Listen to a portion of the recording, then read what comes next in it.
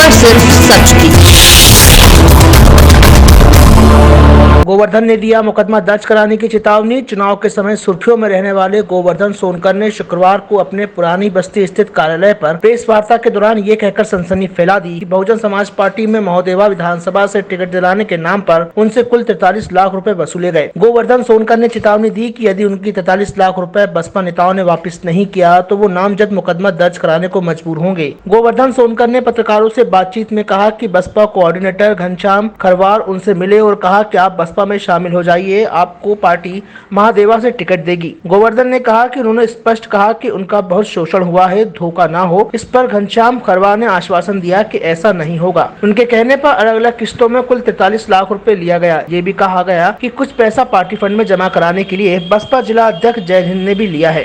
में थोड़ा सा उत्साहित लोग रहते हैं, उनको ये लोग ला करके उनकी जमीन जायदाद को बिचवा करके उनको ठगने का काम करते हैं और साल 2 साल विधानसभा में चलाने के बाद में जो उनसे ज्यादा पैसा देते हैं, जो प्रभावशाली लोग रहते हैं, उनको हटा करके उनको उम्मीदवार बनवा दिया जाता है दूसरे को। वही स्थिति मेरे साथ आज हुई है।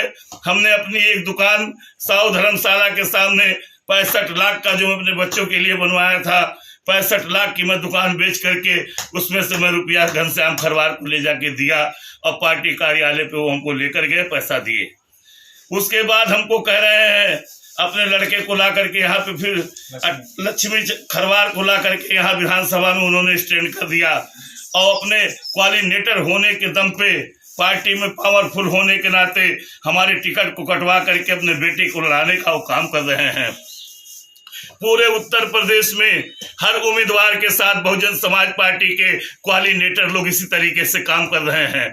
बहुजन समाज पार्टी हमारी बहुत अच्छी पार्टी थी, हमारी बहन जी जो है वो बहुत अच्छी थी, लेकिन आज प्रदेश के अंदर जितने भी लोग गलत कार्य पार्टी के खिलाफ किए हैं, ये सारे कोऑर्डिनेटर हैं जो संगठित हो करके ये अपराध करने का काम कर रहे हैं। इनके घर हजारों करोड़ रुपया शोषित कर करके, शोषण कर करके गरीबों का, अमीरों का पैसा लूट करके अपने घरों में भरे हुए हैं। मैं केंद्रीय जांच ब्यूरो से, मैं केंद्रीय एजेंसी से मांग करता हूं, आयकर विभाग से मांग करता हूं कि इनके संपत्तियों का जांच होना चाहिए। इनके पास हजार करोड़ रुपया कहां से आया, इनकी सरकार जांच करे। एक किसी आदमी के पास अगर 50 लाख, 60 लाख, 2 करोड़, 4 करोड़ निकल जा रहा है, उसके लिए सरकार जांच करवा रही है, उसके खिलाफ FIR हो रहा है। उन्होंने सरकार का पैसा चोरी किया है, उन्होंने आयकर विभाग का पैसा चोरी किया है, समाज का पैसा चोरी किया है। उनके खिलाफ आयकर विभाग का जांच होना चाहिए, उनके संपत्ति का जांच होना चाहिए। और साथ साथ उत्तर प्रदेश के नहीं, पूरे देश के सोनकर समाज को मैं कह रहा हूं, मैं तुम्हारा बेटा हूं। सोनकर समाज के लोग, तुम सावधान हो जाओ, तुम्हारे लिए मैं संघर्ष पे उतरा हूं। तुमको संघर्ष का जरूर फायदा मिलेगा। अखिल भारतीय सोनकर महासभा के नाम से हमने तुम्हारी पार्टी का गठन कर दिया। इस समय 21 जिलों में जिलाध्यक्ष में बनवा चुका हूं। 1 महीना के अंदर 75 जिलों में जिलाध्यक्षों की नियुक्ति करके मुंहतोड़ जवाब इन गद्दार पार्टियों को मैं देने वाला हूं। मुंहतोड़ जवाब दूंगा। अब पूरे प्रदेश के अंदर में लाखों सोनकर समाज के लोगों को जुटा करके पर्दाफाश करने का काम करूंगा। इन बेईमानों की जो कलई है मैं खोल करके रहूंगा। जो आप महादेवा विधानसभा से बसपा के प्रत्याशी थे, आपको टिकट क्यों नहीं दिया गया? बसपा के जो कोऑर्डिनेटर हैं घनश्याम खरवार जी, आज 1.5-2 साल पहले जो है हमको हमारे घर से बुलवाया गया और ये कहा गया घनश्याम खरवार द्वारा कि आप बहुजन समाज पार्टी में आइए, आपको विधानसभा महादेवा से चुनाव लड़ाया जाएगा। हम उनकी बात को सुन करके हमने कहा साहब मेरा बहुत शोषण हुआ है, ऐसा ना हो फिर यहाँ पे मेरा शोषण हो। उन्होंने कहा नहीं, विश्वास दिला रहे हैं, बहुजन समाज पार्टी है, ये निर्बल गरीबों की पार्टी है, आपके साथ पूरा न्याय होगा, अन्याय नहीं होगा, आपको चुनाव लड़ाया जाएगा। उनकी बात सुन करके हरिशंकर चौधरी के घर पे